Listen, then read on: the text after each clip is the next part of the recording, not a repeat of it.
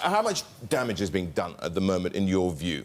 Well, right now, the damage that we're seeing is the short-term damage. First of all, pessimism, which is creeping in after 8 weeks of protest, and really uncertainty about what is coming next. We're also seeing economic damage already in terms of retail and other basic areas where tourists would be coming or business people may be coming who may have canceled their trips to Hong Kong, and also areas like luxury goods, high-priced gadgets, etc.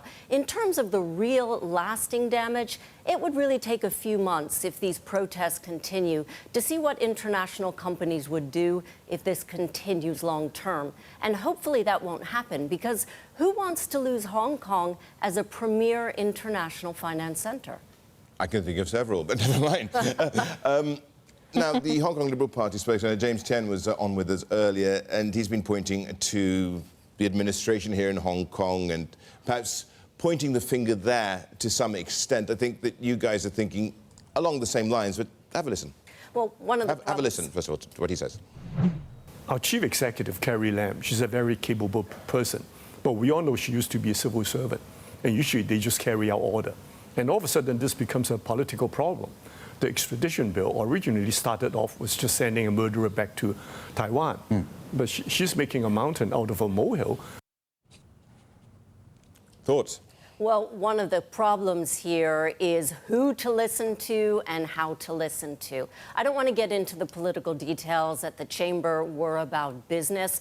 But the issue for businesses is we need to hear something. There needs to be a clear direction. And the obvious clear direction would come from the Hong Kong government. Now, what we did is we surveyed our members, because we come from so many business sectors, and said, what would you like to see? What would make you feel more comfortable?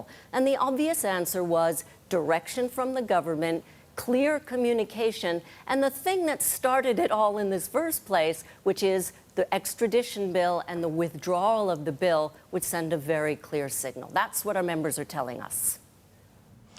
Tara, it's Juliet here in Singapore. I know you said it's going to take a couple of months for businesses to really start to think about potential relocation, but I was following a Twitter stream of your meeting last week in Hong Kong. I'm not going to name who was tweeting, but one of the members was saying that a lot of your members are really, really concerned and considering relocating. You know, to what extent do you think that is likely to happen?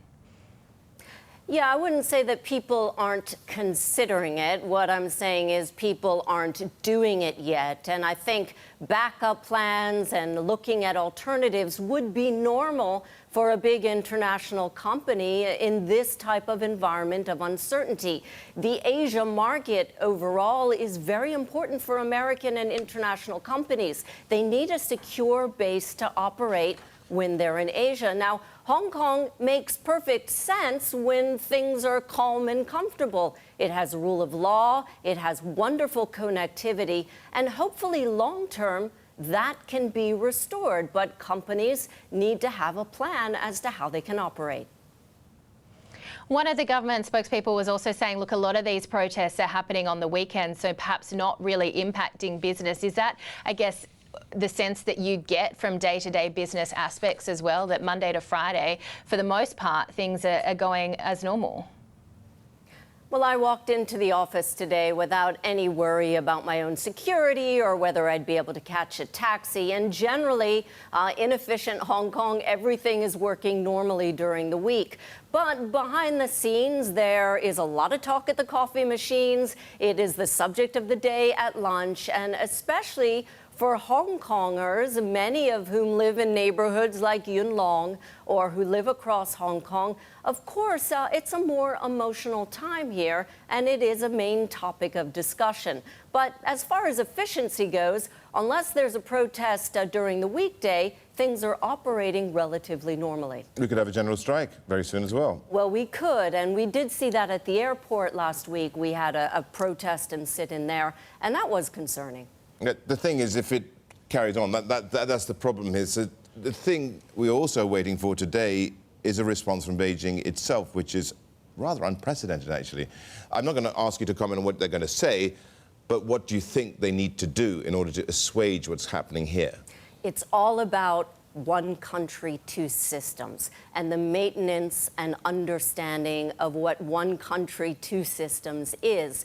If that can be held in Hong Kong, regarded well in Hong Kong, so that economically Hong Kong can operate as its own model without being bothered and pushed aside, that's really important for the business community. The danger is if they double down, and there's also some implicit threats there have been of the People's Liberation Army perhaps coming to also sort out these protests. That could be hugely damaging to that principle of two systems. Well, the threat of doubling down in that way could be worrying. And of course, this all started with the extradition bill, which was seen by the business community and many others as the blurring of the lines and the taking away of one country, two systems. If there should be some doubling down, it should be doubling down on Asia and Hong Kong as a world city within Asia. If we hear something like that, then that could be positive news. Tara, I just wanted to get your thoughts on some of the survey responses that you had, that you said you conducted with your members, because you said the primary beneficiary of Hong Kong's decline would in fact be here in Singapore. Yeah, I mean, we've been hearing that for a while, right? The primary beneficiary being Singapore. It's an obvious spot. Also because Southeast Asia is becoming an increasingly important market. But other areas that were mentioned were places like the United States, interestingly. Now, remember, Hong Kong is mostly a services economy, so there is potential to move things back to the United States. But here, when you think about it, the competition between Hong Kong and Singapore, if I can bring it up, it's really not one's win and the other's loss. It's a win-win if both Hong Kong and Singapore are strong financial and economic centers. It really wouldn't help to have people just move stuff out of Hong Kong and operate it all in Singapore. The real hope here is that Hong Kong can, in the long term, restore its credibility and maintain a very strong international finance center. I mean, you can't even compare the money flows in and out of China that we see here in Hong Kong versus Singapore at this juncture.